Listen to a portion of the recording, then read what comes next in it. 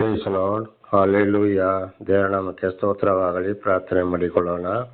ಸರ್ವ ಸೃಷ್ಟಿಕರ್ತನಾದ ತಂದೆಯ ದೇವರೇ, ಮಗನ ದೇವರೇ, ಪರಿಶುದ್ಧಾತ್ಮನೇ, ನಿಮ್ಮ ನಾಮಕ್ಕೆ ಸ್ತೋತ್ರ ಸ್ವಾಮಿ. ಈ ದಿವಸವು ಈ ಸಮಯ ಕೂಡ ನಿಮ್ಮಿಂದ ನೇಮಕವಾದಂತಹ ದಿವಸ ಸಮಯವಾಗಿದೆ. ಅದಕ್ಕಾಗಿ ನಿಮಗೆ ಸ್ತೋತ್ರ. ಈ ದಿವಸದ ಸಂದೇಶದ ಭಾಗವನ್ನು ಕೂಡ ಹೇರಳವಾಗಿ ಆಶೀರ್ವದಿಸಿ ನಿಮ್ಮ ಪವಿತ್ರ ಆತ್ಮ ಮೂಲಕ ನಡೆಸುವುದಕ್ಕಾಗಿ ಸ್ತೋತ್ರ. ನಿಮ್ಮ ಎಲ್ಲ ಪ್ರೀತಿ ಸಹಾಯಕ್ಕಾಗಿ ಸ್ತೋತ್ರ. ಯೇಸುವಿನ ನಾಮದಲ್ಲಿ ಪ್ರಾರ್ಥಿಸಿದ್ದೇನೆ ನಮ್ಮ ತಂದೆ, ಆಮೇನ್. ಇದನ್ನು ಕೇಳುತ್ತಿರುವ ನನ್ನ ಸಹೋದರ ಸಹೋದರಿ, ನಿಮಗೂ ನನ್ನ ಹೃದಯಪೂರ್ವಕವಾದಂಥ ನಮಸ್ಕಾರಗಳು. ದೇವರು ಈ ದಿವಸವೂ ಕೂಡ ನಿಮ್ಮನ್ನು, ನಿಮ್ಮ ಮಕ್ಕಳನ್ನು ಎಲ್ಲ ಕೆಲಸ ಕಾರ್ಯಗಳಲ್ಲಿ, ಓದಲ್ಲಿ ಬಂದಲ್ಲಿ ಆಶೀರ್ವದಿಸಲೆಂದು ಬೆಳಗಿನ ಜಾವ ಸಂದೇಶದ ಸಮಯದಲ್ಲಿ ಪ್ರಾರ್ಥಿಸುವವನಾಗಿದ್ದೇನೆ. ಪ್ರತಿ ದಿವಸವೂ ದೇವರ ನಾಮಕ್ಕೆ ಸ್ತೋತ್ರವಾಗಲಿ. ಈಗ ವಚನದ ಕಡೆಗೆ ಹೋಗೋಣ. ಯೋಬನು 12ನೇ ಅಧ್ಯಾಯ 7ರಿಂದ. ಯೋಬನು 12ನೇ ಅಧ್ಯಾಯ 7ರಿಂದ. ದೇವರ ನಾಮಕ್ಕೆ ಸ್ತೋತ್ರವಾಗಲಿ. ಆದರೆ ಮೃಗಗಳನ್ನು ವಿಚಾರಿಸು, ನಿನಗೆ ಉಪದೇಶ ಮಾಡುವು. ಅದು ಯಾರಿಗೆ? ಈ ಯೋಬನ ವಿರೋಧಿಯಾದಂಥ ಒಬ್ಬ ಸ್ನೇಹಿತ ಬಿಲ್ಲದನಿಗೆ ಹೇಳ್ತಾ ಇರುವಂಥ ಮಾತು. ಆದರೆ ಮೃಗಗಳನ್ನು ವಿಚಾರಿಸು, ನಿನಗೆ ಉಪದೇಶ ಮಾಡು. ಏನು ಮೃಗಗಳನ್ನು ವಿಚಾರಿಸುವುದಂದರೆ, ಇವತ್ತು ಮೃಗಗಳಿಗೆ ದುಡಿಯೋದಿಲ್ಲ, ಮಾಡೋದಿಲ್ಲ, ಏನು ಮಾಡೋದು, ಅವರಿಗೆ ಬೇಕಾದ ಆಹಾರಗಳನ್ನು ದೇವರು ಮೊದಲೇ ನಿಯಮ ಮಾಡಿ ಇಟ್ಟಿದ್ದಾರೆ. ಆದುದರಿಂದ ಅವರಿಗೆ ಆಯಾ ದಿವಸ, ಇದು ನಾವು ಮತ್ತಾಯ 6ನೇ ಅಧ್ಯಾಯದಲ್ಲಿ ನೋಡುವಾಗ ಪರಲೋಕದ ಪ್ರಾರ್ಥನೆಯಲ್ಲಿ ನಮ್ಮ ಅನುದಿನದ ಆಹಾರವನ್ನು ಈ ಹೊತ್ತು ದಯಪಾಲಿಸು ಅಂತೇಳಿ ಬೇಡಿಕೊಳ್ಳಿ ಅಂತೇಳಿ ಶಿಷ್ಯರು ಯೇಸುಸ್ವಾಮಿಗೆ ಹೇಳಿದರು. ಹಾಗೆ ನಾವು ಕೂಡ ಏನು ಮಾಡಬೇಕಂದ್ರೆ, ಆಗ ಇದರ ಅರ್ಥ ನಾವು ಅನುದಿನದ ಆಹಾರಕ್ಕಾಗಿ ನಾವು ಬೇಡಿಕೊಳ್ಳಬೇಕು ಅಂತ. ಈ ಮೃಗಗಳಿಗೂ ಕೂಡ ನೋಡಿ, ಅವರಿಗೆ ಬೇಕಾದ ನೀರು, ಆಹಾರವನ್ನು ದೇವರು ಕೊಟ್ಟು ಸಾಕಿ ಸಲಹುತ್ತಾ ಇದ್ದಾರೆ. ಒಬ್ಬೊಬ್ಬರಿಗೆ ಒಂದೊಂದು ಥರದ ಆಹಾರ, ಅದು ಕೂಡ ದೇವರಿಂದಲೇ ಬಂದಂಥದ್ದು. ಅವರು ಈ ಲೋಕದ ವಿಷಯಗಳಿಗಾಗಿ ಆಸ್ತಿ ಪಾಸ್ತಿ, ಹಣ, ಬೆಳ್ಳಿ, ಬಂಗಾರ ಯಾವುದು ಕೂಡ ಅವರು ಯೋಚನೆ ಮಾಡುವುದಿಲ್ಲ. ಆದರೆ ಅವರು ಮೃಗಗಳು ಕಾಡಲ್ಲಿ ವಾಸ ಮಾಡುವುದಕ್ಕೆ ದೇವರು ಅವರನ್ನು ಬಿಟ್ಟಿದ್ದಾರೆ. ಹಾಗೆ ಇವತ್ತು ನಾವು ಮನುಷ್ಯರು, ನಮಗೆ ಆದರೆ ಎಲ್ಲವೂ ಬೇಕು. ಬಟ್ಟೆ ಬೇಕು, ಬೆಳ್ಳಿ ಬೇಕು, ಬಂಗಾರ ಬೇಕು, ಪ್ರತಿಯೊಂದು ಬೇಕು. ಆದರೆ ಮತ್ತಾಯ 6ನೇ ಅಧ್ಯಾಯ 33ನೇ ವಚನದಲ್ಲಿ ಓದುವಾಗ, ಇದು ಎಲ್ರಿಗೂ ಗೊತ್ತಿದೆ, ಬೈಬಲ್ ಓದಿದವರಿಗೂ, ನೀನು ಮೊದಲು ದೇವರ ರಾಜ್ಯಕ್ಕಾಗಿಯೂ ನೀತಿಗಾಗಿಯೂ ತವಕ ಪಡು, ಅದರೊಂದಿಗೆ ನಿನಗೆ ಎಲ್ಲವೂ ಬರುವುದು ಅಂತ ಹೇಳಿದೆ. ನಮಗೆ ಸ್ತೋತ್ರ. ದೇವರು ನಮಗೆ ದರ್ಶನ ಕೊಟ್ಟ ಮೇಲೆ, ದೇವರನ್ನೇ ನಮಗೆ ತಿಳಿಯಪಡಿಸಿದ ಮೇಲೆ, ನಾವು ದೇವರ ಗ್ರಂಥಗಳನ್ನು, ಮಾತುಗಳನ್ನು ಓದಿ, ಅಂದರೆ ಗ್ರಂಥಗಳನ್ನು ಓದಿ ತಿಳಿದುಕೊಂಡು ಅದನ್ನೇ ಹಿಂಬಾಲಿಸುವಾಗ ನಮಗೆ ಬೇಕಾಗಿದ್ದನ್ನು ದೇವರೇ ಕೊಡುತ್ತಾರೆ. ಒಂದು, ಎರಡನೇ, ನಮಗೆ ಏನೇನು ಬೇಕು, ಏನೇನು ಮಾಡಬೇಕು, ದೇವರು ಜ್ಞಾನವನ್ನು ಕೊಟ್ಟು ನಡೆಸುವವರಾಗಿದ್ದಾರೆ. ನಮ್ಮ ಪೂರ್ಣ ಭಯ ಭಕ್ತಿ ದೇವರಲ್ಲಿ ಇರುವಾಗ. ದಾವೀದರಸರು ಕೂಡ ಕೀರ್ತನೆಯಲ್ಲಿ ಹೇಳಿದ್ದಾರೆ, ಬೇಡ ಅಂತ ಹೇಳಿದ್ರು ಕೂಡ ದೇವರು ಕೊಡುವಂಥದ್ದನ್ನು ರಾತ್ರಿ ನಿದ್ದೆಯಲ್ಲಿ ಕೂಡ ಕೊಡ್ತಾರಂತೆ. ಖಂಡಿತವಾಗಿ ಅದು ಬೇಡ ಅಂತ ಹೇಳಿದ್ರು ಅದು ನಮ್ಮಲ್ಲಿಗೆ ಬಂದೇ ಬರುತ್ತದೆ. ಅಂದರೆ ಒಳ್ಳೆಯ ರೀತಿಯ ಆಸ್ತಿ ಪಾಸ್ತಿ ಸಂಪಾದನೆ, ನಾವು ಅದರ ಹಿಂದೆ ಹೋಗಬಾರದು.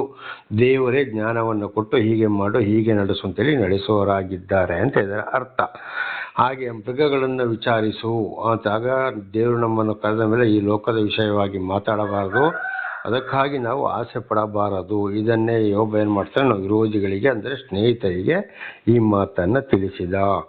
ಉದಾಹರಣೆಗೆ ನೋಡಿ, ಇವತ್ತು ಮೃಗಗಳು, ಅವು ಒಂದು ಮೃಗಗಳು ಏನು ಮಾಡ್ತವೆ, ಮರಿ ಹಾಕ್ತವೆ. ಎಂಥ ಮಳೆಗಾಲ ಆಗಲಿ, ಚಳಿಗಾಲ ಆಗಲಿ, ಬೇಸಿಗೆಗಾಲ, ಉದಾಹರಣೆಗೆ ಮಳೆಗಾಲ ಚಳಿಗಾಲ ತಗೊಂಡು ಒಂದು ಹೆಣ್ಣು ಮೃಗ ಅದರ ಮರಿ ಹಾಕಿದರೆ ಅದಕ್ಕೆ ಮಳೆ ಬೀಳ್ಬೋದು, ಮಾಡ್ಬೋದು, ಗಾಳಿ ಬಡಿಯುತ್ತದೆ, ಶೀತ ಬಡಿಯುತ್ತದೆ, ಎಲ್ಲವೂ ಬಡಿಯುತ್ತದೆ. ಯಾವುದೇ ಕಾಯಿಲೆ ಕಸಗಳು ಏನಾದರೂ ಇವೆ, ಅದಕ್ಕೆ ಯಾವುದು ಇಲ್ಲ, ಎಷ್ಟು ಚೆನ್ನಾಗಿ ಬದುಕ್ತವೆ.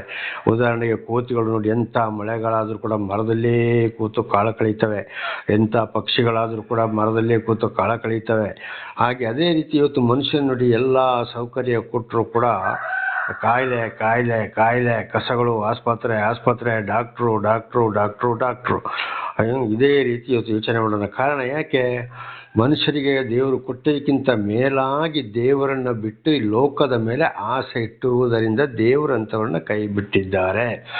ಆದ್ದರಿಂದ ಅವರು ಏನು ಮಾಡ್ತಾರೆ, ಆದ್ದರಿಂದ ಏನಾಗ್ತದೆ, ಈ ಕಾಯಿಲೆ ಕಸ, ದೇವರ ಕೋಪ ಅವರ ಮೇಲೆ ಬಂದಿರುತ್ತದೆ. ಇದುವೇ ಭೂಲೋಕಕ್ಕೆ ಶಾಪ. ದೇವರ ನಾಮಕ್ಕೆ ಸ್ತೋತ್ರವಾಗಲಿ. ಉದಾಹರಣೆಗೆ ಇವತ್ತು ಮತ್ತಾಯ 25:35-40 ಓದುವಾಗ, ಮತ್ತೊಂದು ದಾನ ಧರ್ಮದ ವಿಚಾರವನ್ನು ಕೂಡ ನೋಡುವಾಗ, ಯೆಶಾಯ 1:17 ಕೂಡ ನಾವು ಅಲ್ಲಿ ಓದುವಾಗ, ಆಮೇಲೆ ಆದಿಕಾಂಡ 14ನೇ ಅಧ್ಯಾಯದಲ್ಲಿಯೂ ಹೊಸ ಒಡಂಬಡಿಕೆ ಅಲ್ಲಿ ನೋಡುವಾಗ ದಾನ ಧರ್ಮದ ವಿಚಾರ 10ರಲ್ಲಿ 1 ಭಾಗ ದಶಾಂಶ, ಆಮೇಲೆ ನಿನ್ನ ಶಕ್ತಿಗನುಸಾರವಾಗಿ ಅಂತ ಕೂಡ ಹೇಳಿದ್ದಾರೆ.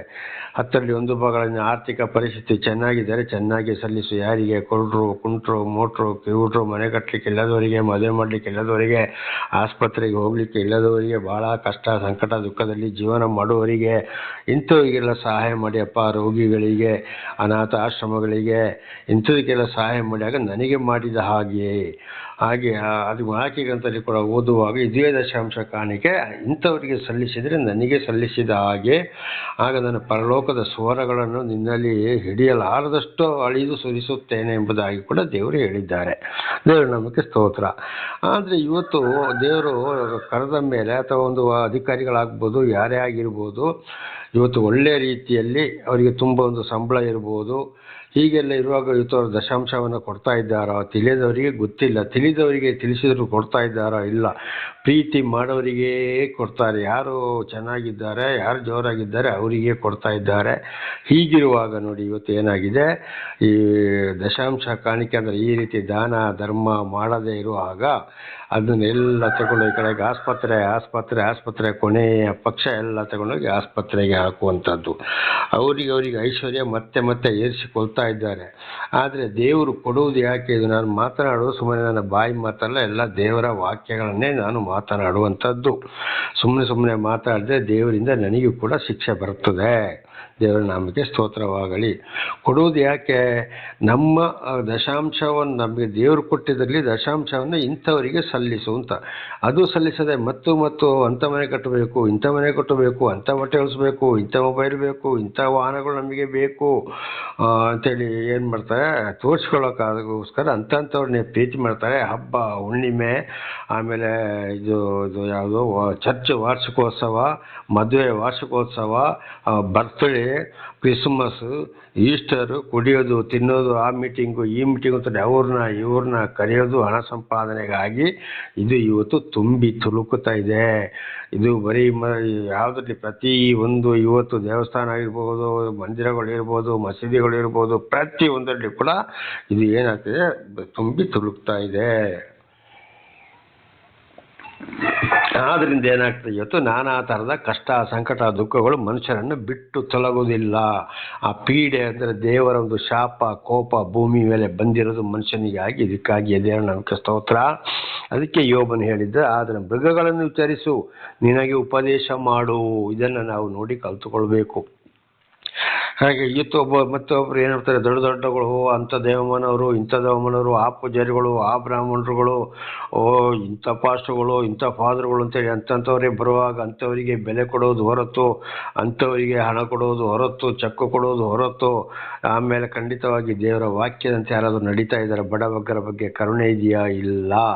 ಅದಕ್ಕೆ ನೋಡಿ ಕಡೆಗೆ ಒಂದೊಂದು ಸಲ ಹೋಗೋದು ಆಕ್ಸಿಡೆಂಟ್ ಆಗ್ಬೋದು, ಬಡದಾಟಗಳು, ಕೇಸುಗಳು, ಜೈಲುಗಳು, ದೊಡ್ಡ ಕಾಯಿಲೆಗಳು ಎಲ್ಲ ತಗೊಂಡೋಗಿ ಆಸ್ಪತ್ರೆಗೆ ಸೂರಿ ಬರುವುದು. ಇದುವೇ ಕಥೆಗಳು. ಅದಕ್ಕೆ ಯೋಬನು ಹೇಳ್ತಾ ಇದ್ದಾನೆ, ಆದರೆ ಮೃಗಗಳನ್ನು ವಿಚಾರಿಸಿ ನನಗೆ ಉಪದೇಶ ಮಾಡು. ಆದರೆ ನೀವು ಈ ಲೋಕದ ಮನುಷ್ಯರು, ನಾನು ಈ ಲೋಕದವರಲ್ಲ, ದೇವರು ನನ್ನನ್ನು ಕರೆದಿದ್ದಾರೆ, ನಾನು ಹಿಂಬಾಲಿಸ್ತೇನೆ ಅಂತ ಇದರ ಅರ್ಥ. ಹೋಗಿ ಅವರನ್ನು ನೋಡಿ ತಿಳ್ಕೊಳ್ಳಿ. ಯಾಕೆ ನೀವು ಇಷ್ಟೊಂದು ಹೀಯಾಳಿಸ್ತೀರಿ, ನಮಗೆ ತೊಂದರೆ ಕೊಡ್ತೀರಿ ಅಂತ ಇದರ ಅರ್ಥವಾಗಿದೆ. ಅಲ್ಲಿ ಎರಡನೇ ವಿಷಯ, ಆಕಾಶದ ಪಕ್ಷಿಗಳನ್ನು ಕೇಳು, ನಿನಗೆ ತಿಳಿಸು. ನೋಡಿ, ಆಕಾಶದ ಪಕ್ಷಿಗಳು, ಅವ್ರಿಗೆ ಮನೆ ಇದೆಯಾ? ಇಲ್ಲ. ಎಂಥ ಗಾಳಿ ಬರಲಿ, ಎಂಥ ಚಂಡಮಾರುತ ಬರಲಿ, ಒಂದೇ ಒಂದು ಪಕ್ಷಿ ಆದರೂ ಇವತ್ತು ಇಡೀ ಪಟ್ಟಣವೇ ಹೋಗ್ತದೆ, ಮರವೇ ಮುರಿದು ಬೀಳ್ತದೆ, ಇಡೀ ವಾಹನಗಳನ್ನು ಕೊಚ್ಚಿಕೊಂಡು ಹೋಗ್ತದೆ, ಎಂಥ ಜಲಪ್ರವಾಹ ಬರ್ತದೆ. ಒಂದು ಪಕ್ಷಿ ಆದರೂ ಬಿದ್ದು ಸತ್ತಿರೋದನ್ನು ಯಾರಾದರೂ ಕಾಣ್ತೇವೆ? ನಾನಂತೂ ಕಾಣಲಿಲ್ಲ. ಎಂಥ ಗಾಳಿ ಚಳಿ ಏನೇ ಬಂದರೂ ಕೂಡ ದೇವರ ನಾಮಕ್ಕೆ ಸ್ತೋತ್ರವಾಗಲಿ. ನೋಡಿ, ಆಗ ಇವತ್ತು ನಮಗೆ ಎಂತೆಂಥ ಮನೆ ಕಟ್ಟಿಕೊಳ್ಳೋದು, ಮನೆ, ಆ ಬಿಲ್ಡಿಂಗು ಈ ಬಿಲ್ಡಿಂಗು, ಆ ಫಿಲ್ಲರು ಈ ಫಿಲ್ಲರು, ಅಷ್ಟು ಫೌಂಡೇಶನ್ ಇಷ್ಟು ಫೌಂಡೇಶನು. ದೇವರು ಮನಸ್ಸು ಮಾಡಿದಾಗ ಎಲ್ಲ ನೆಲಸಮ ಆಗಿಬಿಡ್ತದೆ, ಒಂದು ಇಲ್ಲ. ದೇವರ ನಾಮಕ್ಕೆ ಸ್ತೋತ್ರವಾಗಲಿ. ಹಲ್ಲೆಲೂಯಾ. ಎಲ್ಲಿ ಹೋಯಿತು ಆ ಪಕ್ಷಿಗಳಿಗಿಂತಲೂ ಕಡೆ ಮನುಷ್ಯ ಕಾರಣ. ದೇವರು ಕರೆದ ಮೇಲೆಯೂ ಕೂಡ ಕರೆಯೋದು ಗೊತ್ತಿಲ್ಲ, ಆ ದೇವರನ್ನ ತಿಳಿದವ್ರಿಗೆ ಗೊತ್ತಿಲ್ಲ, ದೇವರು ದರ್ಶನ ಕೊಡೋದವ್ರಿಗೆ ಗೊತ್ತಿಲ್ಲ. ಆದರೆ ಇವತ್ತು ದೇವರು ನಮಗೆ ದರ್ಶನ ಕೊಟ್ಟಿದ್ದಾರೆ, ಕೊಡುತ್ತಲೇ ಇದ್ದಾರೆ. ತಿಳಿಯಪಡಿಸಿದ್ದಾರೆ, ಪಡಿಸ್ತಲೇ ಇದ್ದಾರೆ. ಆಗ ಇವತ್ತು ನಮ್ಮಲ್ಲಿ ಏನು ದೊಡ್ಡ ದೊಡ್ಡ ಬಿಲ್ಡಿಂಗುಗಳು, ದೊಡ್ಡ ದೊಡ್ಡ ಮನೆಗಳು, ಕಡೆಗೆ ಒಂದಲ್ಲೂ ಅದೇ ಚಂಡಮಾರುತ, ಆಮೇಲೆ ಸುನಾಮಿ, ಆಮೇಲೆ ಆ ಬಿರುಗಾಳಿ ಈ ಬಿರುಗಾಳಿ, ಬೆಟ್ಟ ಕುಸಿಯುವಂಥದ್ದು, ಸರ್ವನಾಶವಾಗುವಂಥದ್ದು, ಊರೇ ಮಣ್ಣೊಳಗೆ ಆಗುವಂಥದ್ದು. ನೋಡಿ, ಇದುವೇ ಪರಿಸ್ಥಿತಿ. ದೇವರು ನಮಗೆ ಸ್ತೋತ್ರವಾಗಲಿ. ಹಾಗೆ ಎರಡನೇ ಪ್ರಶ್ನೆ ನೋಡಿ, ಅವು ಆಹಾರಕ್ಕಾಗಿ ಒಂದು ಮರದಲ್ಲಿ ಹಣ್ಣಿದ್ರೆ ಎಲ್ಲ ಅಲ್ಲಿಗೆ ಬರ್ತವೆ, ಅಲ್ಲಿ ಬಿಟ್ಟ ಇನ್ನೊಂದು ಕಡೆ, ಅಲ್ಲಿಂದ ಬಿಟ್ಟು ಇನ್ನೊಂದು ಕಡೆ. ನೋಡಿ, ಅವರಿಗೆ ಬೇಕಾದ ಆಹಾರವನ್ನು ಕೂಡ ದೇವರೇ ಒದಗಿಸಿ ಕೊಡ್ತಾ ಇದ್ದಾರೆ ಅವರಿಗೆ. ಹಾಗೆ ಇವತ್ತು ನಮಗೆ ಕೂಡ ದೇವರು ಒದಗಿಸಿ ಕೊಡುವಾಗ ನಾವು ಮತ್ತು ಆಸೆ ಪಡುವಂಥದ್ದು, ಇನ್ನು ಅದು ಬೇಕು, ಇನ್ನು ಇದು ಬೇಕು, ಆ ಬಿರಿಯಾನಿ ಬೇಕು, ಕಬಾಬು ಬೇಕು, ಪಾಯಸ ಬೇಕು, ಆ ಸ್ವೀಟ್ ಮಾಡಬೇಕು, ಈ ಸ್ವೀಟ್ ಮಾಡಬೇಕು, ಮತ್ತು ತಿನ್ನೋದು. ಹಾಗೆ ತಿಂದು ದೊಡ್ಡ ಶರೀರವನ್ನು ಬೆಳೆಸಿಕೊಳ್ಳುವಂಥದ್ದು, ಹೊಟ್ಟೆ ಬರುವಂಥದ್ದು, BP ಶುಗರ್ ಬರುವಂಥದ್ದು, ಅದರಲ್ಲಿ ಪಾರ್ಶ್ವವಾಯು ಬರುವಂಥದ್ದು, ಹೃದಯಾಘಾತ ಬರುವಂಥದ್ದು. ಇದೆಲ್ಲ ಕಾರಣ ಏನಾಗಿದೆ? ತಿನ್ನೋದರ ಮೇಲೆ ಆಸೆ ಪಟ್ಟು, ಲೋಕದ ಮೇಲೆ ಆಸೆ ಪಟ್ಟುದರಿಂದ. ದೇವರ ನಾಮಕ್ಕೆ ಸ್ತೋತ್ರವಾಗಲಿ. ಅದಕ್ಕೆ ಹೇಳಿದ್ದು, ಒಬ್ಬ ಆಕಾಶದ ಪಕ್ಷಿಗಳನ್ನು ಕೇಳು, ನಿನಗೆ ತಿಳಿಸು. ಕಾರಣ ದೇವರ ಗೊತ್ತಿಲ್ಲದವರಿಗೆ ಗೊತ್ತಿಲ್ಲ, ಗೊತ್ತಿದ್ದವರು ಕೂಡ ಈ ರೀತಿ ಮಾಡೋದ್ರಿಂದ ನಾನಾ ರೀತಿ ಕಾಯಿಲೆಗಳಿಗೆ ಗುರಿಯಾಗುವಂಥದ್ದು, ಕಷ್ಟ ಸಂಕಟ ದುಃಖಗಳಿಗೆ ಗುರಿಯಾಗುವಂಥದ್ದು. ಇದರ ಇವತ್ತು ಮೃಗಗಳನ್ನು ಪಕ್ಷಿಗಳನ್ನು ಕೂಡ ನೋಡಿ ನಾವು ಕೂಡ ಕಲಿತುಕೊಳ್ಳಬೇಕಾಗಿದೆ. 8ನೇ ವಚನ, ಭೂಮಿಯನ್ನು ಮಾತಾಡಿಸು, ನಿನಗೆ ಬೋಧಿಸುವುದು. ದೇವರ ನಾಮಕ್ಕೆ ಸ್ತೋತ್ರವಾಗಲಿ. ಭೂಮಿಯನ್ನು ಮಾತಾಡಿಸು. ನೋಡಿ, ಭೂಮಿ ಏನು ಮಾಡ್ತದೆ? ಅಲ್ಲಿ ಭೂಮಿಯನ್ನು ನಾವು ಮಾತಾಡ್ಲಿಕ್ಕೆ ಆಗ್ತದೆ ಇಲ್ಲ? ಆ ವಿಚಾರವನ್ನು ತಿಳ್ಕೊಳ್ಳಿ. ದೇವರು ಸೃಷ್ಟಿ ಮಾಡಿದಂಥ ಭೂಮಿ ಅದು ಏನು ಮಾಡ್ತದೆ? ಸರ್ವವನ್ನು ಬೆಳೆದು ಎಲ್ಲವನ್ನು ಅದರಲ್ಲಿ ಉಂಟು ಮಾಡಿ, ಇವತ್ತು ಮನುಷ್ಯರು ಇವತ್ತು ಊಟ ಮಾಡೋದಕ್ಕೂ ಪಶು ಪ್ರಾಣಿಗಳಿಗೂ ಪ್ರತಿಯೊಂದು ಜೀವರಾಶಿಗಳಿಗೂ ಆಹಾರ ಸಿಕ್ಕುವುದಾದರೆ ಭೂಮಿಯೇ ಕಾರಣ. ಭೂಮಿ ಮತ್ತು ನೀರು, ಪ್ರತಿಯೊಂದು ದೇವರು ಸೂರ್ಯನ ಬೆಳಕು, ಚಂದ್ರನ ಬೆಳಕು, ರಾತ್ರಿ ಹಗಲು ಇಬ್ಬನಿ, ಪ್ರತಿಯೊಂದು ದೇವರ ಭೂಮಿಗೆ ಕೊಟ್ಟ ಕೆಲಸವನ್ನು ಭೂಮಿ ಮಾಡ್ತಾ ಇದೆ. ಹಾಗೆ ನಾವು ಕೂಡ ಏನು ಮಾಡಬೇಕು? ಭೂಮಿ ಹೇಗೆ ನಮಗೆ ಫಲವತ್ತಾಗಿ ಎಲ್ಲ ಆಹಾರ ಧಾನ್ಯವನ್ನು ಬೆಳೆದು ಕೊಡ್ತದೋ, ಸಹಾಯ ಮಾಡ್ತದೋ, ಹಾಗೆ ನಾವು ಕೂಡ ದೇವರು ಕೊಟ್ಟಾಗ ಇತರರಿಗೆ ದಾನ ಧರ್ಮ ಮಾಡಿ ಲೋಕದ ವಿಷಯವನ್ನು ಆಸೆ ಪಡದೆ ನಾವು ಮುಂದೆ ಜೀವಿಸಬೇಕು ಅಂತ ಇದರ ಅರ್ಥ. ಭೂಮಿಯನ್ನು ಮಾತಾಡಿಸು, ನಿನಗೆ ಬೋಧಿಸುವುದು. ಭೂಮಿ ಯಾವ ರೀತಿಯಲ್ಲಿ ಶಾಂತಿ ಸಮಾಧಾನದಲ್ಲಿ ಹೋಗ್ತಾ ಇದೆ, ಅದೇ ರೀತಿ ನಾವು ಕೂಡ ಮುಂದುವರಿಬೇಕು. ಭೂಮಿ ಫಲ ಕೊಟ್ಟ ಹಾಗೆ ನಾವು ಇತರರಿಗೆ ಫಲ ಕೊಡಬೇಕು. ದೇವರ ಮಾತನ್ನು ಭೂಮಿ ಹೇಗೆ ಕೇಳ್ತದೋ ಹಾಗೆ ನಾವು ಕೂಡ ಕೇಳಬೇಕು.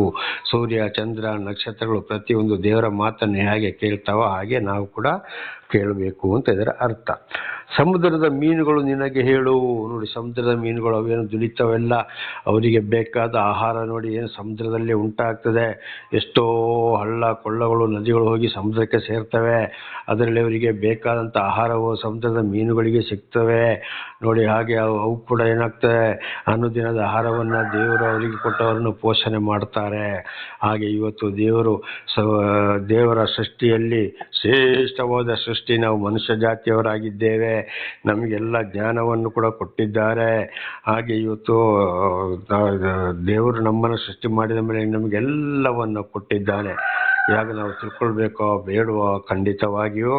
ಮತ್ತು 6:33 ಪ್ರಕಾರ ನೀನು ಮೊದಲು ದೇವರ ರಾಜ್ಯಕ್ಕಾಗಿಯೂ ನೀತಿಗಾಗಿ ತವಕಪಡು, ಆಗ ಅದರೊಂದಿಗೆ ನಿನಗೆಲ್ಲವೂ ನಿನ್ನ ಹಿಂದೆ ಬರುತ್ತದೆ.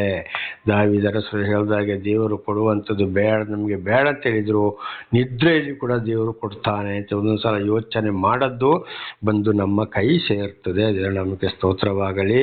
ಹಾಗೆ ಇವತ್ತು ಆ ಮೃಗಗಳನ್ನು, ಪಕ್ಷಿಗಳನ್ನು, ಭೂಮಿಯನ್ನು, ಮೀನುಗಳನ್ನು ನೋಡಿ ನಾವು ಕಲಿತುಕೊಳ್ಳಬೇಕಾಗಿದೆ ಅಂತ ಇದರ ಅರ್ಥ. ದೇವರ ನಾಮಕ್ಕೆ ಸ್ತೋತ್ರವಾಗಲಿ. ಹಾಗೆ ನಮಗೆ ಏನೇನು ಬೇಕು ದೇವರು ಮೊದಲೇ ತಯಾರು ಮಾಡಿ ಇಟ್ಟಿದ್ದಾನೆ. ದುರಾಶೆ, ನಾನಾ ರೀತಿಯಲ್ಲಿ ದುರಾಶೆ ಸಂಪಾದನೆ ಮಾಡೋಕ್ಕೆ ಹೋಗಿ ಲೋಕದ ವಿಷಯಗಳಿಗೆ ಹೋಗಿ ಕಡೆಗೆ ಕಷ್ಟ ಸಂಕಟ ದುಃಖ ಕಣ್ಣೀರನ್ನು ನಮಗೆ ನಾವೇ ತಂದುಕೊಳ್ಳುವಂಥದ್ದು. ಇದನ್ನೇ ಯೋಬನು ವಿರೋಧಿಗಳಿಗೆ ತಿಳಿಸಿದಂಥ ವಿಚಾರವಾಗಿದೆ. ಇದನ್ನು ನಾವು ಕೂಡ ಬಹಳ ಚೆನ್ನಾಗಿ ಅರ್ಥ ಮಾಡಿಕೊಳ್ಳಬೇಕು. ಒಂದು ಸಮಯದಲ್ಲಿ ನಾನು ಕೂಡ ಇನ್ನೂ ಜಾಗ ಬೇಕು, ಅಂಥ ಬಟ್ಟೆ ಬೇಕು, ಇಂಥ ಬಟ್ಟೆ ಬೇಕು, ಹಾಗೆ ಬೇಕು, ಹೀಗೆ ಬೇಕು ಅಂತ ಭಾಳ ಆಸೆ ಪಟ್ಟವನು ಕಡೆಗೆ ನೋಡಿ ದೇವರ ದರ್ಶನವಾಯಿತು. ನಾನಾ ಥರದ ಕಷ್ಟ ಸಂಕಟ ದುಃಖಗಳಿಗೆ ಒಳಗಾದೆ. ದೇವರ ದರ್ಶನವಾಯಿತು. ಆಮೇಲೆ ದೇವರಿಂದ ನಾನು ಎಲ್ಲ ರೀತಿಯಿಂದ ಬಿಡುಗಡೆ ಮಾಡಿಕೊಂಡು ಬಂದರು. ಈಗ ನನಗೆ 71ನೇ ವರ್ಷ ಈಗ ನಡೀತಾ ಇರೋದು. ಆದರೂ ನನಗೆ ಬೇಕಾದ ಬಲವನ್ನು ದೇವರು ಕೊಟ್ಟಿದ್ದಾರೆ, ನಡೆಸ್ತಾ ಕೊಡ್ತಾ ಇದ್ದಾರೆ. ಅನುದಿನದ ಆಹಾರಕ್ಕಾಗಿ ನಾನು ಯೋಚನೆ ಮಾಡುವುದಿಲ್ಲ. ಎಲ್ಲಿ ಯಾವಾಗ ಏನು ಬೇಕು, ಊಟ ಬೇಕೋ, ಬಟ್ಟೆ ಬೇಕೋ, ಆಸ್ಪತ್ರೆಗೋ, ಅದಕ್ಕೆ ತಕ್ಕಾದ ಸಮಯಕ್ಕೆ ಒದಗಿ ಬರುತ್ತದೆ. ದೇವರ ನಾಮಕ್ಕೆ ಸ್ತೋತ್ರವಾಗಲಿ. ಹಾಗೆ ದೇವರ ದರ್ಶನವಾದ ಮೇಲೆ ದೇವರ ವಾಕ್ಯಗಳನ್ನು ಕೇಳಿ ನಮ್ಮನ್ನು ನಾವೇ ತಗ್ಗಿಸಿಕೊಂಡು ಮುಂದೆ ಸಾಗಿದರೆ ಮಾತ್ರ ದೇವರ ಆಶೀರ್ವಾದ. ಇದನ್ನೇ ಯೋಬನು ಅವರ ವಿರೋಧಿಗಳಿಗೆ ಹೇಳಿದಂಥ. ಹಾಗೆ 9ನೇ ವಚನ, ಯೋಬನು 12:9. ಈ ಎಲ್ಲವುಗಳ ಸಾಕ್ಷಿಯಿಂದ ಯೆಹೋವನ ಕೈಯೇ ಸಕಲ ಕಾರ್ಯಗಳನ್ನು ಮಾಡುತ್ತದೆ ಎಂದು ಯಾರಿಗೆ ತಾನೇ ಗೊತ್ತಾಗುವುದಿಲ್ಲ. ದೇವರ ನಾಮಕ್ಕೆ ಸ್ತೋತ್ರ. ನೋಡಿ, ಈ ಎಲ್ಲವುಗಳ ಸಾಕ್ಷಿಯಿಂದ ಯೆಹೋವನ ಕೈಯೇ ಸಕಲ ಕಾರ್ಯಗಳನ್ನು ಮಾಡುತ್ತದೆ ಎಂದು ಯಾರಿಗೆ ತಾನೇ ಗೊತ್ತಾಗುವುದಿಲ್ಲ. ಈಗ ಗೊತ್ತಾಯ್ತಲ್ಲ, ಪ್ರತಿ ಒಂದು ದೇವರೇ ಕೊಡುವಂಥದ್ದು. ನೋಡಿ, ಮೃಗಗಳಿಗೆ ಆಹಾರ, ಪಕ್ಷಿಗಳಿಗೆ ಆಹಾರ, ಭೂಮಿ ನಮಗೆ ಬೇಕಾಗಿದ್ದನ್ನು ಕೊಡ್ತದೆ, ಅದಕ್ಕೂ ದೇವರ ಸಹಾಯ. ಆ ಮೀನುಗಳಿಗೂ ಆಹಾರ, ನಮಗೆ ಕೂಡ ಆದಿಕಾಂಡ 1ನೇ ಅಧ್ಯಾಯದಲ್ಲಿ ನೋಡುವಾಗ ಸರ್ವವನ್ನು ಸೃಷ್ಟಿ ಮಾಡಿ ದೇವರು ಮನುಷ್ಯನಿಗೆ ಬೇಕಾದ ಆಹಾರಗಳನ್ನು, ಪ್ರಾಣಿ ಪಕ್ಷಿಗಳಿಗೆ ಬೇಕಾದ ಆಹಾರಗಳನ್ನು ಕೂಡ ದೇವರೇ ಒದಗಿಸಿದ್ದಾರೆ. ಇದೆಲ್ಲವನ್ನು ಕೇಳುವಾಗ ದೇವರೇ ಸರ್ವವನ್ನು ಸೃಷ್ಟಿ ಮಾಡಿ ದೇವರಿಂದಲೇ ಬರುವಂಥದ್ದು ಅಂತ ಯಾರಿಗೆ ತಾನೇ ಗೊತ್ತಾಗುವುದಿಲ್ಲ. ನಾನು ಮಾಡಿದೆ ಅಂತ ಅನೇಕರು ಹೇಳ್ತಾರೆ. ಇದನ್ನು ಬಹಳ ಸಲ ದೇವರ ನಾಮದಲ್ಲಿ ದೇವರು ನಿಮಗೆ ತಿಳಿಸಲು ನನ್ನ ಮುಖಾಂತರ ಸಹಾಯವನ್ನು ಮಾಡಿದ್ದಾರೆ, ತಿಳಿಸಿದ್ದೇನೆ. ಹಾಗೆ ಇವತ್ತು ನಮ್ಮದು ಏನಿದೆ ಸರ್ವ ನಾವು ಸೃಷ್ಟಿ ಮಾಡಿದ್ದೇವೆ ಇಲ್ಲ. ಪ್ರತಿಯೊಂದು ದೇವರಿಂದಲೇ ಸಾಧ್ಯ, ದೇವರ ಕಾರ್ಯ. ಆದ್ದರಿಂದ ನಾವು ದೇವರನ್ನೇ ಹಿಂಬಾಲಿಸಬೇಕು ಹೊರತು ಇತರರ ಹಾಗೆ ನಾವು ಹಿಂಬಾಲಿಸುವಂಥದ್ದು ಅಲ್ಲ, ಪ್ರಾಪಂಚಿಕದ ಕಡೆಗೆ ಹೋಗುವುದಿಲ್ಲ. ಆದರೆ ಇದನ್ನು ಎಲ್ಲವನ್ನು ತಿಳಿದುಕೊಳ್ಳಕ್ಕೆ ದೇವರಿಂದ ಜ್ಞಾನ ದೊರಕಿದವರಿಗೆ ಮಾತ್ರ ಸಾಧ್ಯ ಹೊರತು ಇನ್ನು ಯಾರಿಗೂ ಇದನ್ನು ತಿಳಿದುಕೊಳ್ಳಲು ಸಾಧ್ಯವೇ ಇಲ್ಲ. ಹಾಗಿರುವಾಗ ನಾವು ದೇವರ ಕಡೆಗೇ ಗಮನ ಕೊಡಬೇಕು ಹೊರತು ಈ ಯೋಬನ ಸ್ನೇಹಿತರು, ವಿರೋಧಿಗಳ ಹಾಗೆ ನಮ್ಮಲ್ಲಿ ಬಂದಾಗ ಅಂಥವರ ಮಾತಿಗೆ ಯಾವಾಗಲೂ ನಾವು ಮರಳಾಗಬಾರದು ಅಂತ ಇದರ ಅರ್ಥ. 10ನೇ ವಚನ, ಪ್ರತಿ ಪ್ರಾಣಿಯ ಪ್ರಾಣವು ಸಮಸ್ತ ಮನುಷ್ಯರ ಆತ್ಮಗಳು ಆತನ ಕೈಯಲ್ಲಿರುವು. ದೇವರ ನಾಮಕ್ಕೆ ಸ್ತೋತ್ರ. ಪ್ರತಿಯೊಂದು ಪ್ರಾಣಿ, ಪಕ್ಷಿ, ಮನುಷ್ಯರ ಆತ್ಮ ಎಲ್ಲವೂ ಏನಾಗಿದೆ, ದೇವರು ಇದನ್ನೆಲ್ಲವನ್ನು ಏದೇನ್ ತೋಟದಲ್ಲಿ ಉತ್ಪತ್ತಿ ಮಾಡಿದಿಂದ ಪ್ರತಿಯೊಂದು ಫಸ್ಟ್ ಸ್ಟಾರ್ಟ್ ಆಗಿರೋದು ಮಣ್ಣಿನಿಂದ ಅಂತೇಳಿ ನಮಗೆ ಸತ್ಯವೇದವು ಕೂಡ ಸ್ಪಷ್ಟವಾಗಿ ತಿಳಿಸಲ್ಪಟ್ಟಿದೆ. ಆದ್ದರಿಂದ ಪ್ರತಿಯೊಬ್ಬರ ಪ್ರಾಣ ಕೂಡ ಏನಾಗಿದೆ, ದೇವರ ಕೈಯಲ್ಲಿದೆ. ಅದಕ್ಕೆ ಯೇಸು ಒಂದು ಮಾತನ್ನು ಹೇಳಿದ್ದಾರೆ, ನಿಮ್ಮ ಕೂದಲುಗಳು ಕೂಡ ಎಣಿಕೆಯಾಗಿವೆ ಅಂತೇಳಿ, ನನ್ನ ಆಜ್ಞೆ ಇಲ್ಲದೆ ಒಂದು ಕೂದಲು ಕೂಡ ಕೆಳಗೆ ಬೀಳಲು ಸಾಧ್ಯವಿಲ್ಲ. ಹಾಗೆ ಪ್ರತಿಯೊಬ್ಬರ ಆತ್ಮವು ಕೂಡ ದೇವರ ಕೈಯಲ್ಲಿದೆ. ಪ್ರತಿಯೊಂದು ಜೀವ ದೇವರದ್ದಾಗಿದೆ. ಹಾಗಿರುವಾಗ ದೇವರು ಅವರಿಗೆ ಬೇಕಾಗಿದ್ದನ್ನು ಕೊಟ್ಟು ನಡೆಸ್ತಾನೆ. ಆಗ ನಾವು ದೇವರಿಂದ ಆಯ್ಕೆಯಾದವರು, ಖಂಡಿತವಾಗಿ ದೇವರನ್ನು ತಿಳಿದವರು, ದೇವರನ್ನು ಹಿಂಬಾಲಿಸುವವರು ಲೋಕದ ವಿಷಯಗಳಿಗೆ ಹೋಗಬಾರದು. ದೇವರ ನಾಮಕ್ಕೆ ಸ್ತೋತ್ರವಾಗಲಿ. 11, ಅಂಗಳವು ಆಹಾರವನ್ನು ರುಚಿ ನೋಡುವ ಪ್ರಕಾರ ಕಿವಿಯು ಮಾತುಗಳನ್ನು ಯೋಚಿಸುತ್ತದಲ್ಲ. ಅಂಗಳವು ಆಹಾರವನ್ನು ರುಚಿ ನೋಡೋ ಪ್ರಕಾರ. ಅಂಗಳ ಅಂದರೆ ಅಂಗೈ. ಈಗ ನೋಡಿ, ಉದಾಹರಣೆಗೆ ಮನೆಯಲ್ಲಿ ಒಂದು ಸಾರು ಮಾಡ್ತಾರೆ. ಸಾರು ಮಾಡುವಾಗ ಸ್ತ್ರೀಯರು ಏನು ಮಾಡ್ತಾರೆ, ಅದನ್ನು ಉಪ್ಪು ಸರಿ ಇದೆಯಾ, ಹುಳಿ ಸರಿ ಇದೆಯಾ, ಖಾರ ಸರಿ ಇದೆಯಾ ಅಂತೇಳಿ ಕೈಗೆ ಸ್ವಲ್ಪ ಹಾಕ್ಕೊಂಡು ಹಾಗೆ ನಕ್ಕಿ ನೋಡ್ತಾರೆ. ಆಗ ಅದರಲ್ಲಿ ಏನಾಗಿದೆ, ಏನು ಕಡಿಮೆ ಇದೆ ಅಂತೇಳಿ ಸ್ತ್ರೀಯರಿಗೆ ಗೊತ್ತಾಗ್ತದೆ. ಆಮೇಲೆ ಅದನ್ನು ಅವರು ಸರಿ ಮಾಡ್ತಾರೆ. ಹಾಗೆ ನಾವು ನಮ್ಮ ಜೀವಿತ ಕೂಡ ತಪ್ಪಿ ಹೋದಾಗ ದೇವರ ಮಾತನ್ನು ಕೇಳಿ ಸರಿಪಡಿಸಿಕೊಳ್ಳಬೇಕು. ಒಂದು ವೇಳೆ ಉಪ್ಪು ಹಾಕದ ಪ್ರತಿಯೊಂದು ಆಹಾರ ಏನಾಗಿರ್ತದೆ, ಚಪ್ಪೆ ಆಗಿರ್ತದೆ, ಅದು ತಿನ್ನಕ್ಕೆ ಯೋಗ್ಯರಾಗಿರುವುದಿಲ್ಲ. ಆಮೇಲೆ ಅದನ್ನು ಸರಿ ಮಾಡ್ತಾರೆ ಸ್ತ್ರೀಯರು. ಹಾಗೆ ನಮ್ಮ ಜೀವಿತದಲ್ಲಿ ತಪ್ಪಿ ಹೋಗಿದ್ದನ್ನು ನಾವು ಕೂಡ ಅದನ್ನು ಸರಿಪಡಿಸಿಕೊಂಡು ಮುಂದೆ ಹೋಗಬೇಕು ಅಂತ ಇದರ ಅರ್ಥವಾಗಿದೆ. ಕಿವಿಯು ಮಾತುಗಳನ್ನು ವಿವೇಚಿಸುತ್ತದಲ್ಲ. ನೋಡಿ, ದೇವರು ಕಿವಿ ಯಾಕೆ ಕೊಟ್ಟ, ಪ್ರತಿ ಒಂದನ್ನು ಕೇಳಿ ತಿಳಿದುಕೊಳ್ಳುವುದಕ್ಕೆ. ಕೆಟ್ಟದನ್ನು ಮಾತಾಡಿದರೂ ಕಿವಿಗೆ ಕೇಳ್ತದೆ, ಆಗ ಅಂಥವ್ರನ್ನ ಬಿಟ್ಟು ಜೀವಿಸಬೇಕು.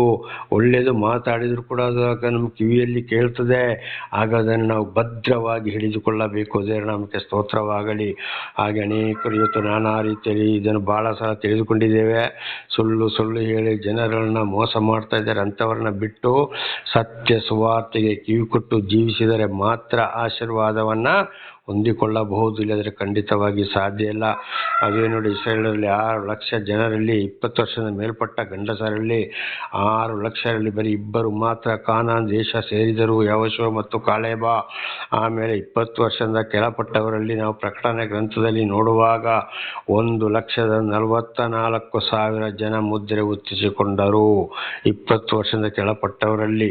ದೇವರ ನಾಮಕ್ಕೆ ಸ್ತೋತ್ರವಾಗಲಿ. ಹಾಗೆ ಇವತ್ತು ದೇವರು ಯಾರಿಗೆ ಜ್ಞಾನವನ್ನು ಕೊಡಬೇಕೋ ಅವರಿಗೆ ಕೊಡುವಂಥದ್ದು, ಯಾರಿಗೆ ಸತ್ಯ ಸುವಾರ್ತೆ ತಲುಪಬೇಕೋ ಅವರಿಗೆ ತಿಳುವಂಥದ್ದು.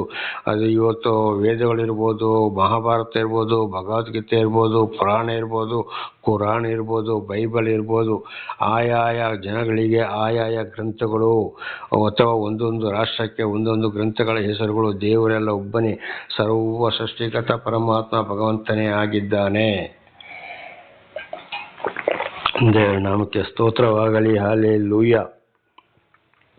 ಹಾಗೆ ಅಲ್ಲಿ ಏನಾಗ್ತದೆ, ಅಲ್ಲಿ ಕಿವಿಯು ಮಾತುಗಳನ್ನು ಯೋಚಿಸುತ್ತದಲ್ಲ.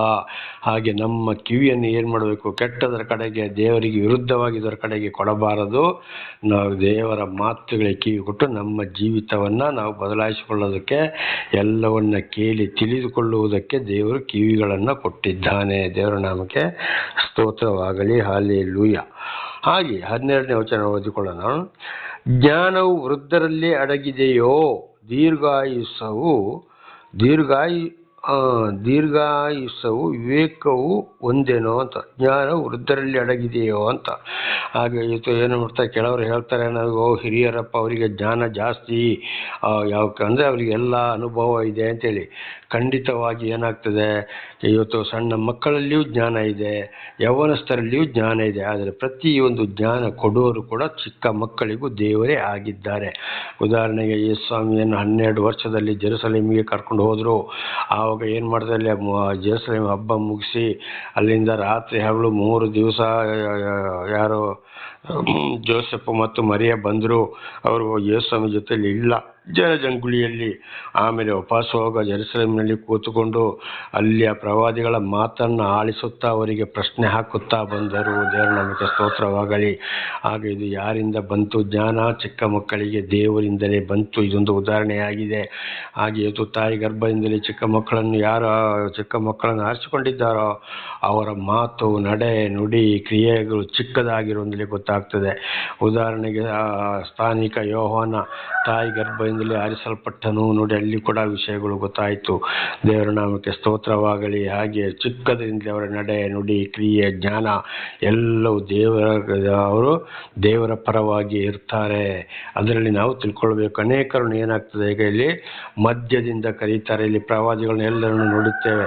ಅವರು ಸುಮಾರು ಅರ್ಧ ವಯಸ್ಸಿನಿಂದ ಮೇಲೆ ದೇವರು ಅವರನ್ನು ಕರೆದರು, ಸೇವೆಗಾಗಿ ಅವರನ್ನು ಸಾಕ್ಷಿಯನ್ನಾಗಿ ಮಾರ್ಪಡಿಸಿದ್ರು. ಅದರಲ್ಲಿ ಕೂಡ ಅವರ ಸಾಕ್ಷಿ ಕೇಳುವಾಗ ಗೊತ್ತಾಗ್ತದೆ. ಹಾಗೆ ಉದಾಹರಣೆಗೆ ನನಗೆ ಕೂಡ ದೇವರ ದರ್ಶನ ಮೊಟ್ಟ ಮೊದಲು 16ನೇ ವರ್ಷದಲ್ಲಿ ದೇವರ ವಚನ ನನ್ನ ಕಿವಿಗೆ ಬಿತ್ತು. ಬರ್ತಾ 40ನೇ ವರ್ಷದಲ್ಲಿ ಸಂಪೂರ್ಣವಾಗಿ ದೇವರು ನನ್ನನ್ನು ಆರಿಸಿಕೊಂಡರು. ಅರ್ಧದಿಂದ 16ನೇ ವರ್ಷದಲ್ಲಿಯೇ ದೇವರ ವಚನ ಕಿವಿಗೆ ಬಿತ್ತು.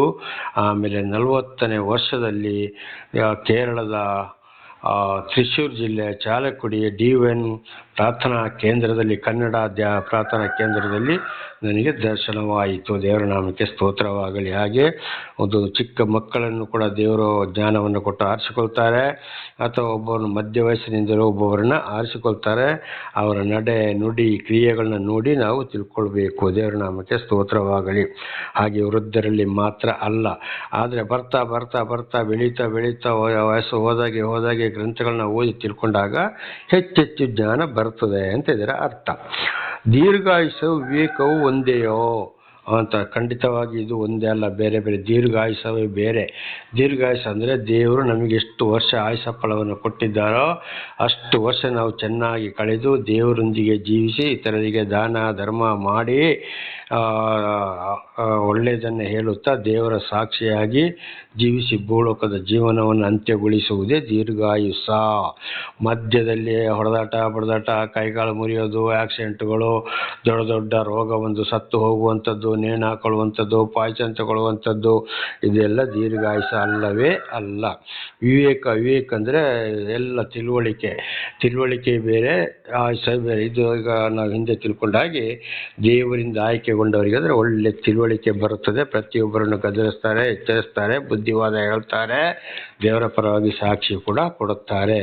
ಇದು ಯಾರಲ್ಲಿದೆಯೋ ಅವರು ದೇವರಿಂದ ಆಯ್ಕೆಗೊಂಡಿದ್ದಾರೆ ಅಂತ ಯೋಬನ ವಿರೋಧಿಯಾದ ಸ್ನೇಹಿತರುಗಳಿಗೆ ಇದನ್ನು ತಿಳಿಸ್ತಾ ಇದ್ದಾರೆ. ಇದು ನಮ್ಮ ಜೀವಿತದಲ್ಲಿ ಕೂಡ ನಾವು ಅರ್ಥ ಮಾಡಿಕೊಳ್ಳಬೇಕು. ದೇವರ ನಾಮಕ್ಕೆ ಸ್ತೋತ್ರವಾಗಲಿ. 13ನೇ ವಚನ, ಆತನಲ್ಲಿ ಜ್ಞಾನವು ಶಕ್ತಿಯು ಉಂಟು. ಯಾರಲ್ಲಿ? ದೇವರಲ್ಲಿ. ದೇವರ ನಾಮಕ್ಕೆ ಸ್ತೋತ್ರವಾಗಲಿ. ದೇವರಲ್ಲಿ, ಆತನಲ್ಲಿ ಜ್ಞಾನವು ಶಕ್ತಿ ಉಂಟು. ಜ್ಞಾನ ಕೊಡುವಂಥದ್ದು ಪ್ರತಿಯೊಂದು ದೇವರೇ ಆಗಿದ್ದಾರೆ.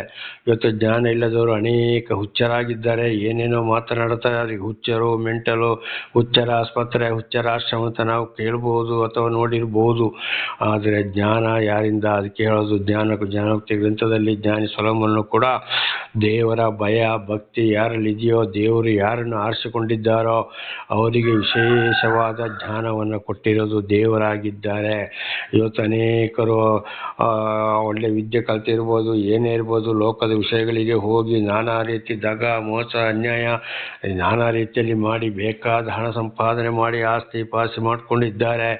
ಆದರೆ ಖಂಡಿತವಾಗಿ ಅದು ದೇವರಿಂದ ಬಂದ ಜ್ಞಾನವಲ್ಲ, ಅದು ಸೈತಾನನಿಂದ ಬಂದ ಜ್ಞಾನ, ಲೋಕದಿಂದ ಬಂದ ಜ್ಞಾನ. ಅದಕ್ಕೆ ಯೇಸು ಮಾತನ್ನು ಹೇಳಿದ್ದಾರೆ, ನೀನು ಲೋಕವನ್ನೆಲ್ಲ ಸಂಪಾದನೆ ಮಾಡಿದರೆ ನಿನ್ನ ಆತ್ಮ ನಷ್ಟಪಟ್ಟು ಹೋಗ್ತದೆ. ಈ ಲೋಕದಲ್ಲಿ ಬೇಕಾದಷ್ಟು ಮಾಡಿರ್ಬೋದು, ಆದರೆ ಸಾಯುವುದಕ್ಕಿಂತ ಮೊದಲೇ ಅನೇಕ ಕಷ್ಟ, ಸಂಕಟ, ದುಃಖಗಳನ್ನು ಅನುಭವಿಸಿ ಸಾಯಬೇಕಾಗ್ತದೆ. ಆದರೂ ಒಂದು ವೇಳೆ ಚೆನ್ನಾಗಿ ಸತ್ರು ಕೂಡ ನಾಡಿದ್ದು ನ್ಯಾಯ ತೀರ್ಪಿನ ದಿವಸ ನೇರವಾಗಿ ಆತ್ಮ ಹೋಗಿ ಬೆಂಕಿ ಕುಂಡಕ್ಕೆ ಬೀಳ್ತದೆ. ಇಲ್ಲಿ ಎಷ್ಟೋ ಕೋಟಿ ಮಾಡಿ ಎಂಥ ರಾಜಕಾರಣಿ ಆಗು, ಎಂಥ ಅಧಿಕಾರಿ ಆಗು, ಆದರೆ ಆತ್ಮ ಏನಾಗ್ತದೆ? ಅಲ್ಲಿ ನಷ್ಟಪಡ್ತದೆ, ಅಲ್ಲಿ ಅದು ಹೋಗಿ ನರಕಕ್ಕೆ ಹೋಗ್ತದೆ ಅಂತ ಇದರ ಅರ್ಥ. ಆತನಲ್ಲಿ ಜ್ಞಾನ ಹಾಗೆ ದೇವರ ಜ್ಞಾನ ಯಾರಿಗೆ ಕೊಡಬೇಕೋ ಅವರಿಗೆ ಕೊಟ್ಟು ಅಂಥವ್ರನ್ನು ಮಾತ್ರ ದೇವರು ನಡೆಸ್ತಾರೆ. ಅಂಥವ್ರು ಸರಿಯಾಗಿ ದೇವರ ಜ್ಞಾನದ ಮುಖಾಂತರ ಮಾತನಾಡ್ತಾರೆ. ದೇವರ ಒಂದು ಜ್ಞಾನ ಅವರಲ್ಲಿ ಇರುತ್ತದೆ, ಪ್ರತಿಯೊಂದು ವಿಷಯ ಕೂಡ. ಅದನ್ನೇ ಯೋಬ ಹೇಳಿದ್ದು. ಅಂಥ ಒಂದು ಜ್ಞಾನವು ಯೋಬನಿಗೂ ಕೂಡ ದೇವರು ಕೊಟ್ಟಿದ್ದಾರೆ. ಅಂಥ ಕಷ್ಟ, ಸಂಕಟ, ದುಃಖಗಳು ಬಂದಾಗಲೂ ಕೂಡ ದೇವರ ಪರವಾಗಿ ದೇವರನ್ನು ಏನೋ ದೇವರ ಬಗ್ಗೆ ಒಂದು ಅವಹೇಳನಕಾರಿಯಾದ ಮಾತು ಯೋಬನ ಬಾಯಲ್ಲಿ ಬರಲಿಲ್ಲ. ಬದಲಾಗಿ ದೇವರ ಪರವಾಗಿ ಸಾಕ್ಷಿ ಕೊಟ್ಟ ಜೀವಿಸ್ತಾ ಇದ್ದ. ಜ್ಞಾನವು ಶಕ್ತಿ ಉಂಟು. ಶಕ್ತಿ ಅಂದರೆ ಯಾವುದು? ಹೊಡೆದಾಟ, ಬಡದಾಟ, ಕೊಲೆ ಮಾಡುವಂಥದ್ದು ಅಲ್ಲ. ಪ್ರತಿಯೊಂದು ಕೆಲಸ ಕಾರ್ಯಗಳನ್ನು ವಯಸ್ಸಾದರೂ ಕೂಡ ಪ್ರತಿಯೊಂದು ಅವರವರ ಕೆಲಸಗಳನ್ನು ಮಾಡುವಂಥದ್ದು, ಒಳ್ಳೆಯ ಕೆಲಸಗಳನ್ನ ಮಾಡುವಂಥದ್ದು, ಇನ್ನೊಬ್ಬರಿಗೆ ಸಹಾಯ ಮಾಡುವಂಥದ್ದು, ಒಬ್ಬರನ್ನು ಏಳಿಸುವಂಥದ್ದು, ಮೊಳಗಿಸುವಂಥದ್ದು, ಹೀಗೆ ಈ ಶಕ್ತಿಯನ್ನು ಹೇಳಿದ್ದು. ದೇವರ ನಾಮಕ್ಕೆ ಸ್ತೋತ್ರವಾಗಲಿ. ಒಳ್ಳೆಯ ರೀತಿಯಲ್ಲಿ ದೇವರಿಗೆ ಮೆಚ್ಚುಗೆಯಾದ ಕೆಲಸವನ್ನು ಮಾಡುವಂಥದ್ದು. ಈಗ ಒಬ್ಬರಿಗೊಂದು ನಾನಾ ರೀತಿ ಕಷ್ಟ, ಸಂಕಟ, ಆಸ್ಪತ್ರೆಗೆ ಹೋಗಬೇಕು, ಬರಬೇಕು, ಅಥವಾ ಯಾವುದೇ ರೀತಿಯಲ್ಲಿ ಇವತ್ತು ಮದುವೆ ಕಾರ್ಯಗಳಿಗೆ ಆಗ್ಬೋದು, ಮನೆ ಕಟ್ಟಲಿಕ್ಕೆ ಆಗ್ಬೋದು, ನಾನಾ ರೀತಿಯ ಒಂದು ಹಣದ ವಿಚಾರದಲ್ಲಿ ಕೂಡ ಒಂದು ಸಹಾಯ ಮಾಡುವಂಥದ್ದು, ಇದೆಲ್ಲ ಒಂದು ಶಕ್ತಿ ಕೂಡ. ಹಾಗೆ ದೇವರಿಂದ ಬಂದ ಶಕ್ತಿ ಆ ರೀತಿ ಇರುತ್ತದೆ. ದೇವರ ನಾಮಕ್ಕೆ ಸ್ತೋತ್ರವಾಗಲಿ. ಅಂತ ಒಳ್ಳೆಯ ಕಾರ್ಯಗಳು ಮಾಡುವುದು ಕೂಡ ಅದು ಯಾರಿದ್ದಾಗಬೇಕು? ದೇವರಿಂದಲೇ ಬರುವಂಥ ಶಕ್ತಿ. ಉದಾಹರಣೆಗೆ ಮತ್ತಾಯ 25ನೇ ಅಧ್ಯಾಯ 35-40 ಓದುವಾಗ, ನೀವು ಇಂತಿಂಥವರಿಗೆ ಮಾಡಿದ್ದು ನನಗೆ ಮಾಡಿದ ಹಾಗೆ ಆಯಿತು ಅಂತ ಬರೆಯಲ್ಪಟ್ಟಿದೆ. ಅದೇ ಮತ್ತಾಯ 25ನೇ ಅಧ್ಯಾಯ 34ನೇ ವಚನ ಓದುವಾಗ, ದೇವರಿಂದ ಬಂದಂಥ ಆಶೀರ್ವಾದ ಇರೋರು ಮಾತ್ರ ಈ ಕೆಲಸ ಮಾಡಲು ಸಾಧ್ಯ. ನೋಡಿ, ಅದು ಒಂದು ಶಕ್ತಿ.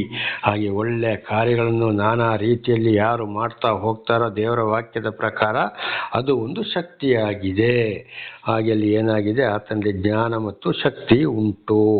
ಹಾಗೆ ಹೊಡೆದಾಟ ಬಡದಾಟಗಳಿಂದ ಏನಾಗ್ತದೆ? ಶಕ್ತಿಯ ಮೇಲೂ ಹೊಡೆದಾಟ ಮಾಡ್ತಾರೆ. ಇನ್ನೊಬ್ಬರಿಗೆ ಹೊಡಿಬೋದು, ಕೊಲ್ಲಬೋದು, ಮಾಡ್ಬೋದು, ಏನೋ ಮಾಡಿಬೋದು. ಇನ್ನೊಂದು ದಿವಸ ಅದರ ಎರಡರಷ್ಟು ನರಕವರು ಅನುಭವಿಸಬೇಕಾಗ್ತದೆ. ಆಗ ಶಕ್ತಿ ಅಂದರೆ ಏನು? ಶಾಂತಿ ಸಮಾಧಾನದಿಂದ ತಗ್ಗಿಸಿಕೊಂಡು ಮುಂದೆ ಹೋಗಿ ದೀರ್ಘಾಯುಷ್ಯದಿಂದ ಅವರು ಬಾಳ್ತಾರೆ. ಆಗ ವಿರೋಧಿಗಳಿಗೆ ಬರುವಂಥ ಕಷ್ಟ, ಸಂಕಟ, ದುಃಖಗಳು ಈ ದುಷ್ಟರಿಗೆ ಇವರು ಕಣ್ಣಾರೆ ಕಾಣ್ತಾರೆ. ದೇವರ ನಾಮಕ್ಕೆ ಸ್ತೋತ್ರ. ಅದುವೇ ಕೀರ್ತನೆ 112ರಲ್ಲಿ ಕೂಡ ಬರೆಯಲ್ಪಟ್ಟಿದ್ದು.